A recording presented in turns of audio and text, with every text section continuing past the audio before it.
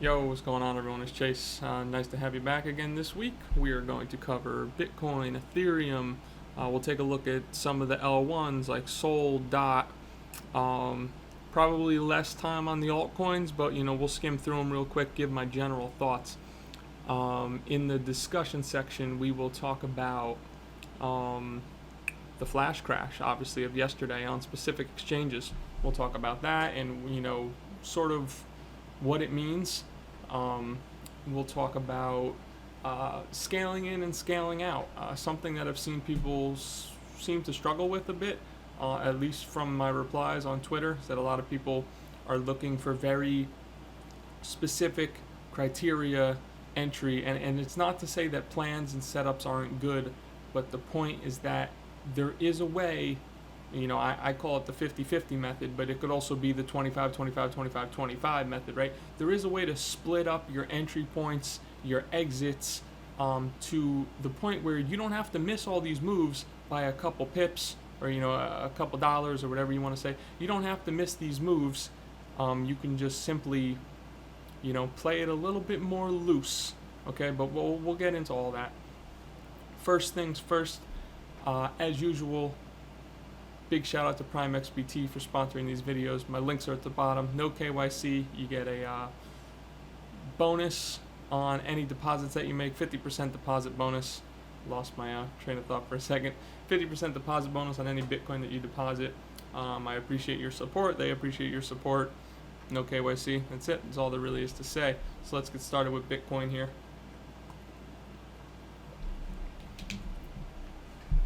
All right. So we broke all-time highs, right? Awesome. Congrats on everybody holding. There's a little funny tweet I put out the other day that, people were saying congrats on holding, and then the next day when we had the little flash crash that, by the way, basically meant nothing. But we'll talk more about that. When we had that little flash crash, everyone, oh, did you sell? Did you sell? I mean, that's why, sometimes when things are getting crazy in crypto, sometimes it is better to mute the noise, so to say. If you have some people that you consider very reputable, you can pay attention to their feeds, but don't just follow the complete stream of the timeline, because you're going to get lost, you're going to get tripped up, you're going to feel FOMO, you're going to feel euphoria, you're going to feel a little bit of everything, and it just, in my opinion, it doesn't make for a clear mindset to navigate, a bull market, so to say.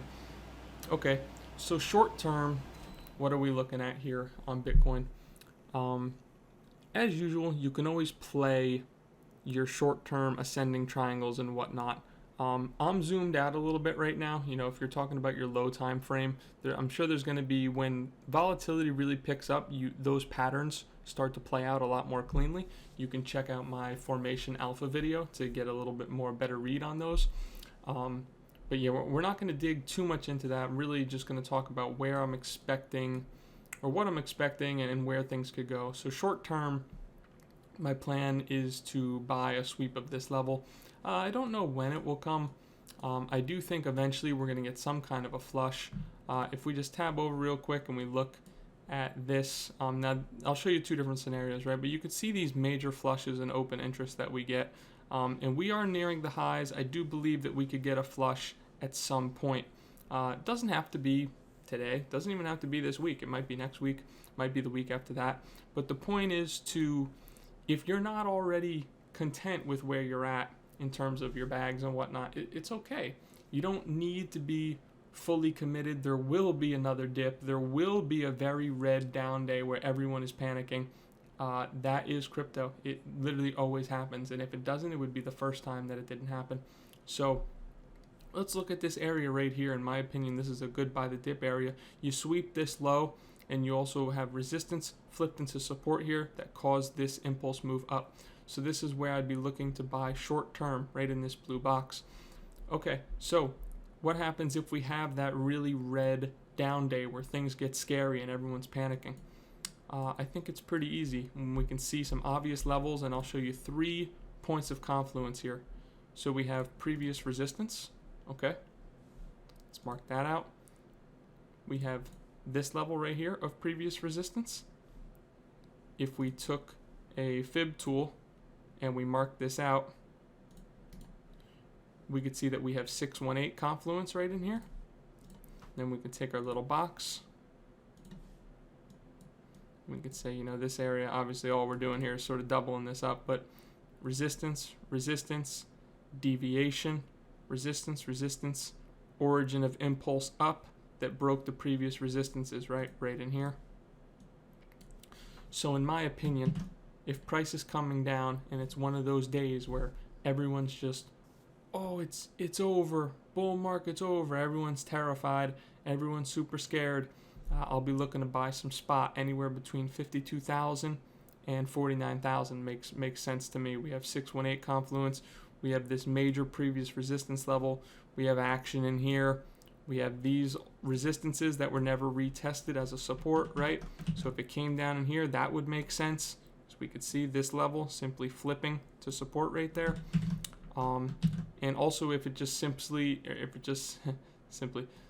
takes this low, right, and wicks into here, that makes sense too. So again, don't be extremely rigid with your entry and exit points, because if you're extremely rigid, this could come down and just go right to here and bounce, and then you don't get your fill. But if you're layered all throughout this area, right, somewhere right around this blue box, if you're layered in there, you should get hit. Okay, what's the best way to do it? Really all depends on your risk tolerance. If you wanted, you could do 50, 25, 25. You could just simply do 50, 50. You could do, 100 orders. It doesn't matter. Do whatever you want to do in there that's you're comfortable with. And that's where I'm looking to load up more spot if we get an opportunity. On that, would I have a stop? Not really. I'd try to be on the computer. I'd probably have an alert set and just check what's going on. If we swept this low or something, it wouldn't be the end of the world. If we flipped this area into resistance, that would probably be pretty bad. I'm not sure. I would probably either be a bag holder at that point, or I would scale out a little bit, right? So I guess this is sort of, we're getting into the whole scaling thing, right? But if you were 100% filled within here and all of a sudden it's like working its way down to here, I'd probably exit 30%, start to cut my losses a little bit. But that's really sort of, you have to gauge what's going on at the time, something that comes with experience. But point is, if you're layering in, you can also layer out. You don't need to make a decision that's all in or all out on every single trade, especially when it comes to these, larger idea spot trades. And keep in mind to trade based on the time frame that you're working with, right? Sorry, sip of water. The time frame that you're working with, right? So if you're playing this level, which could be an obvious daily level, right? So we have daily resistance, we talked about this. This is a daily level. You're probably looking for new highs. You're looking for a parabolic advance. Now, if you're simply just playing this level, this sweep of this low on the 4 hour, you might be taking more profits depending on what we do up here. If this rejects or if this sweeps, something like that, right into there, you might have to look to take, 70% right there, and you leave the rest as your moonshot. But point being is, don't take a 30-minute trade for a 30-minute time frame on a 30-minute level and expect it to go to 80,000. Your real parabolic moves and whatnot are typically going to come after you test, say, daily levels, breach daily levels, etc. Okay, so that's, we're off to a bit of a weird start here. I don't know, a little bit foggy brained, but regardless, the levels are accurate, okay, and at least for what I'm planning to do. Watching this on the quote unquote lower time frame, watching this on a higher time frame scale, good confluence in there. 50K, also a nice psychological level. Could be a lot of factors in there that if we had a major down day, sweeping all these lows, 618 confluence, old resistance, major level, 50K psychological, like, in my opinion, this has to be a good area for a bounce, and I would be quite surprised if it wasn't. Okay, moving forward towards Ethereum. ETH is pretty simple for me. I'm just looking for a retracement to around 39.50. I'd like to see the stops below 4K ran. There'll probably be a good amount of stops right at 39 something. So don't need to make this complicated, right? We're here on the daily chart. We can see daily resistance, daily origin of this impulse down move. So there's a lot of confluence on this level. And then we come up and test this resistance again. Might as well, in my opinion, flip this level to support right around 39.60 is where I'm looking to get in on the short term. We can also see that funding rates are starting to normalize a bit. They were pretty jacked up, but we can see that the predicted is moving down. FTX moved down a little bit. ETH is still a little bit high, but Bybit ETH predicted is around 0.03. So funding's moving back down, which is a good sign that we could see some more quote-unquote healthy growth in here. Without breaking down to the lower time frames here, really, again, you can play those type of ascending triangles and whatnot that typically come with high volatility and breakouts. But ultimately, if I'm just looking for a retest to buy, 39.60 is a good area for me. Okay, now moving forward, once again, talking about a super red day, talking about a super scary day. Ultimately, I'd like to buy more spot right around 3,200. I do think that it's slightly greedy at the moment. I also think if there was a major down day that maybe you just bounce off of like something like this area, maybe 34-ish. You could see how this level was pretty important multiple times, right? Resistance, origin of impulse up, support, breakdown, origin of impulse up again from here after rallying off this level. So spot at 34 potentially, spot at 32 potentially. This whole area, in my opinion, probably a good buy to see those new highs, right? As long as the bull market's continuing. We don't ever want to be all in, right? Because, hey, these levels could break down and we could go back down. It's always possible. It's not what I think is going to happen, but it's always possible. And if it did happen, then I know at least on my side, if my Bitcoin spot position went real underwater and my ETH spot position went real underwater, would I be happy about it? Of course not. But is it going to make or break me? Not at all. It's just, it's going to hurt a little bit. Portfolio might be down 8%, maybe 8 or 10%, worst case scenario. But really, you can't be overindulging, overexposing yourself in these scenarios, okay? So do not overexpose. Do not put yourself in a situation where, I all in at 3,200, it kept going down, it's over for me. You don't ever want to be in that situation, okay? So those are the levels for ETH, right? Short term, looking at around 39.60. Longer term on any major down day, looking around 34 to 32. Okay, let's move forward.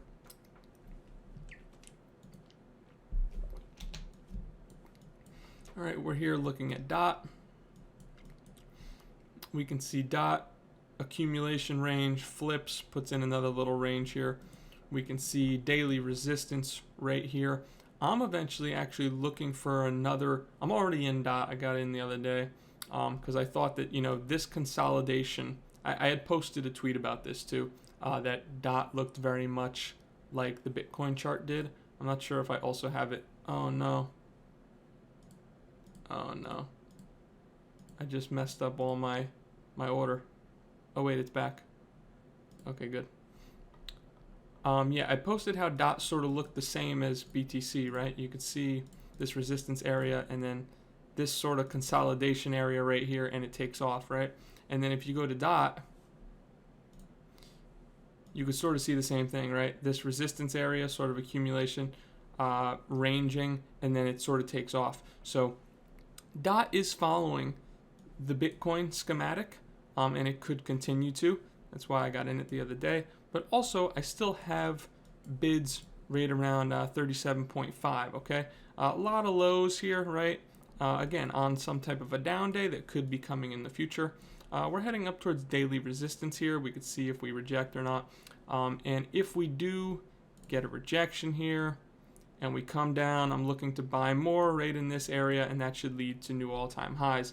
Daily resistance untested, right? So we have resistance, resistance, never tested again. If it is tested, I expect it to prove its support, and we should go, okay? Outside of that, with a dot, I didn't want to, again, talking about the scaling in, I didn't really want to FOMO in because this has been my level for a bit. But, I threw in 50% of the position size that I wanted, and my other 50% is waiting here. If it takes off, cool, I make money. And if it comes back down, cool, I get a better average entry, okay?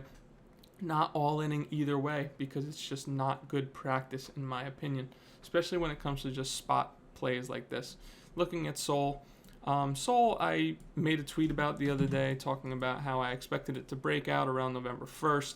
It definitely broke out before that. Once again, going back to the scaling thing, when I posted the tweet, I immediately entered 50%, not because the tweet was going to pump it. It's a high cap. It doesn't matter what I tweet. But just because I didn't know if it was going to pop earlier, it might pop later, who knows? But point being is I knew that it should be popping by then or around then, so I wanted a piece of the action. So I was in for 50% size that I wanted, and hey, it started taking off. Next time I'll try to word that tweet better, I suppose. I think there were some people who got sidelined a bit, but I also think that it is a little bit on the individual, right? Because you have to think that, look, if I think it's going to break out, I think it's going to break out. It's really all there is to it. The time and date can be somewhat important if you're looking for a very specific, exact, okay, I get in right here, big leverage, like perfect timing, boom, it takes off. But you got to understand that especially when things get euphoric, sometimes things just go ahead of time. And, this was a clean consolidation on a clean ascending triangle. This is what I'm talking about. When you have these clean ascending triangles, you have a euphoric atmosphere, they play cleanly. Like I said, Formation Alpha video can help you with that. I actually don't think this is coming back down to 173 cleanly. I can't tell you why. It's sort of just an experience thing. If it did come back down, it probably nukes into like here-ish, maybe 166. Or on the higher end, maybe it just retests like 190. But point being, I don't really have many more bids on Sol.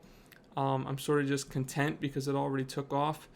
But if I did, I'd probably put them around here and just be greedy. I think like 166, 167 makes sense. We could see, sort of resistance, deviation, resistance. I think this is the level. Because if you go right up here, you're just retesting this again, which is okay. It's possible. But I think if there was a major, bloody down day like I was talking about with ETH and BTC, if we're talking a serious down day, then I think you're looking somewhere around 170 to 155 to 170, right around there. Potentially even testing the trend line, right? If you retested the trend line, that would definitely be a buy. Okay, so keep an eye out for that at some point too. Maybe my November 1st thing actually comes true, right? Maybe we get some type of that big down day, retest of the trend line, and November 1st is the big takeoff. Okay? Oftentimes, just through experience, I've charted out things like that, and I said, oh, it didn't work out. And then like a month later, it actually did work out. I just didn't see what was coming. I had no idea, thinking like, oh, look, we're all green, You're not thinking about red. But if red does come, things can happen. So that's why you don't want to ever overexpose yourself, and you want to be ready for some of these downside scenarios. They are possible. Okay, let's do the discussion. So, the Bitcoin flash crash on Binance US, FTX, spot USD markets, Kraken's always been a piece of shit. Stay off of there. Bitstamp, a little uncharacteristic for them. I'll just say it right off the bat. CZ, worth billions. FTX, SBF, whatever, worth billions.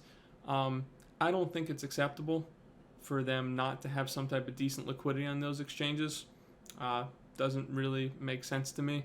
The whole move was a non-factor, right? People made a big deal out of it. My tweet got a ton of traction about it. But really, it was a non-factor. Nobody got flushed. Look at the open interest. Nobody got flushed. It wasn't like a big leverage flush or anything. All it was just incompetent exchanges with thin books, fucking people, if anyone had any type of stops on their spot or anything. Just terrible, in my opinion. You're worth billions and billions of dollars. Throw up a fucking 50 mil wall, 20% away from price or 15% away from price.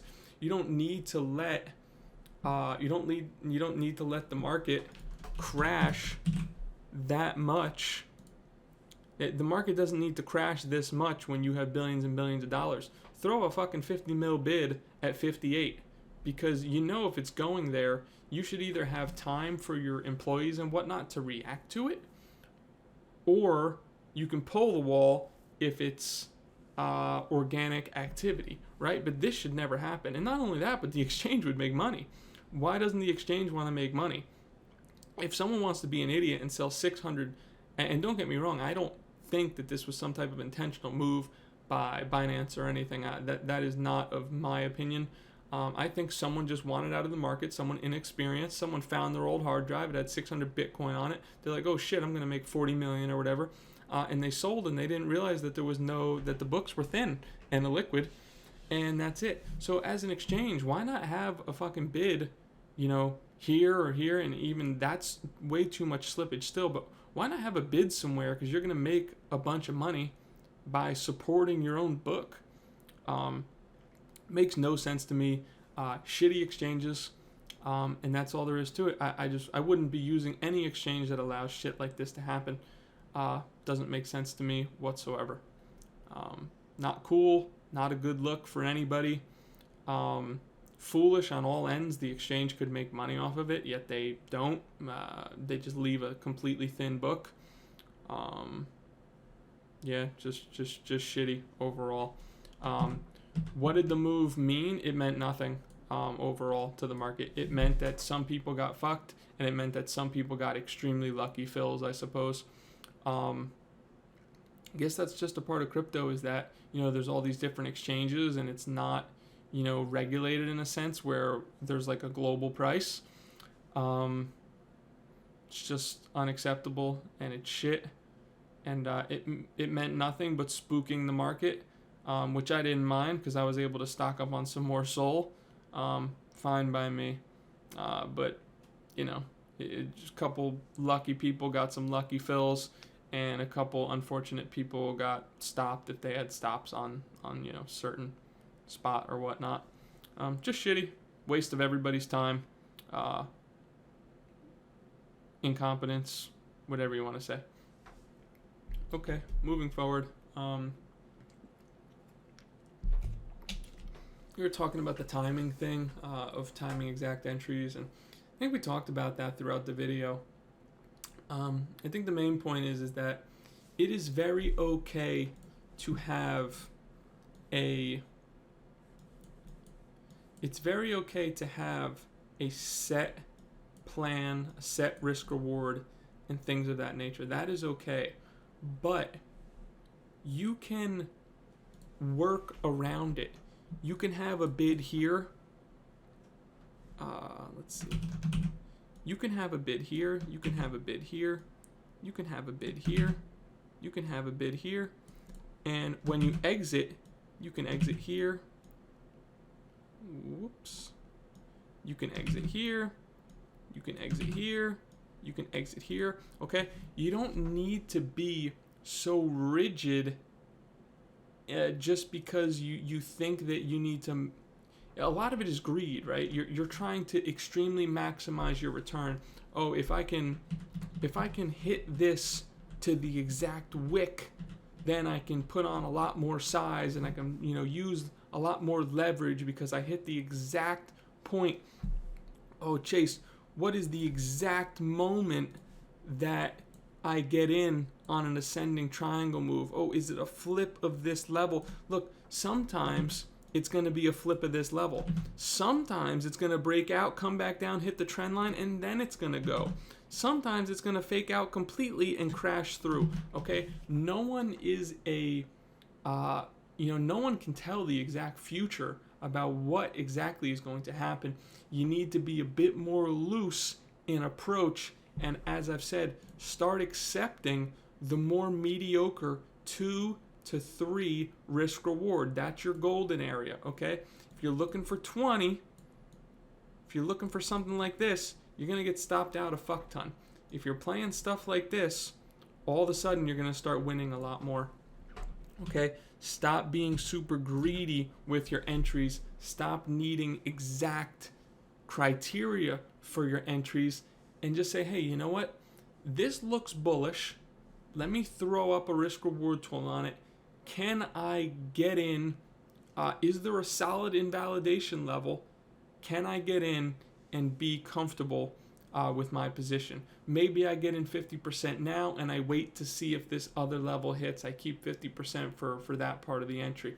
Okay? When it pops off and you're in the profit, okay, time to take 50%. I'll save another 50 for later. Okay? Don't be so rigid. Don't be so exact criteria. It's hurting you, okay? As someone who was very like that in the past, that's why I can tell you this, because I wanted to be precise. I wanted to be exact. And then you realize that the market, and sometimes you will, through enough experience, sometimes I hit the level to the exact pip and everything works perfectly. It's amazing.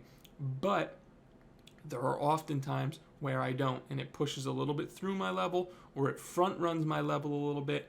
And that, as years of experience have built in me, I've started to capture those trades as well, because those used to be ones that I would miss. I'd be pissed, or I'd get stopped out just a little bit, and then it would go to target. All I had to do was loosen up a little bit, loosen up my entries, loosen up my, I don't want to say strategy, but be more flexible in my strategy, and all of a sudden, those losers and those misses started to turn into wins. Okay, simple as that. Other thing I wanted to talk about, I suppose, really quickly is that people often say, no chance going back down to here. And you know what I have to say? That is okay. It's all good. But it doesn't hurt me to have some bids there, because if it goes down, if there's a flash crash, if there's a crazy wick, if there's a big red down day that no one expects and I get filled, all of a sudden I made a bunch of money. Okay? So not every single one of your setups needs to come true. I have plenty of setups every single week and none of them come true. Probably only 10 to 20% of them come true. And some of those get stopped out. But point being is that, you don't... trying to be extremely precise in every single thing you do is most likely hurting you. Okay? Just try to consider that. Anything else to talk about? I said we'd talk about the 50-50 thing. We talked about that a ton. We talked about the flash crash. We covered all the Bitcoin levels, short term, longer term, short term, longer term. We talked about DOT, short term area here, potentially even longer term area here. We'll have to see how it develops. Sol, nice breakout. Again, apologies if the exact date timing thing screwed you up a little bit with the, where I expected it to move, but hopefully you saw a big ass ascending triangle and you hopped in a little bit when I first talked about it, because really that's how you got to be. You got to be a bit more flexible, because especially when the market is euphoric, things are going to pop, things are going to happen quickly. You got to be ready for it. Okay, as usual, shout out to Prime XBT for sponsoring these videos. Thank you all very much for tuning in, and I will see you next week. Have a good day.